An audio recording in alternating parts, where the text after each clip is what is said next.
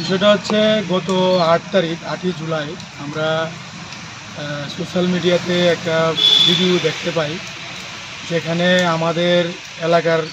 যিনি জনপ্রিয় বিধায়ক, যার দীর্ঘ রাজনৈতিক জীবন 50 বছর ধরে যিনি মানুষের সেবা করছেন এই এলাকা থেকে, এবং উনি 7 বারের বিধায়ক, এই এলাকা থেকে উনি এক নাগারে জিতেছেন, ওনাকে হানি করে এবং ওনার বিরুদ্ধে বিশ্রী ভাষায়, যেগুলি আমি আপনাদের অন ক্যামেরায় বলতে পারবো না, জৈনিক এক মহিলা, যার ওনার নাম হচ্ছেন জোহরা বেগম, ওনার বাড়ি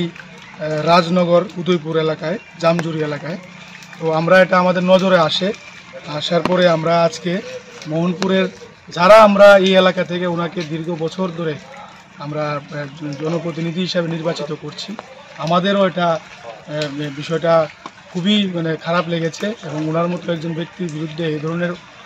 মিথ্যা অপবাদ এবং বিশ্রী ভাষায় গালাগাল করার জন্য এর প্রতিবাদ জানিয়ে আমরা আজকে এটা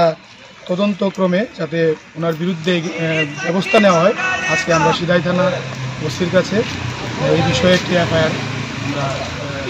করেছি। মশলা হাতে নয় চামচে তুলুন। লংতরাই গুঁড়ো মশলার প্রতিটি 250 গ্রাম প্যাকেটের সাথে 1টি চামচ ফ্রি। লংতরাই গুঁড়ো মশলা, রান্নায় তোমাকে চাই।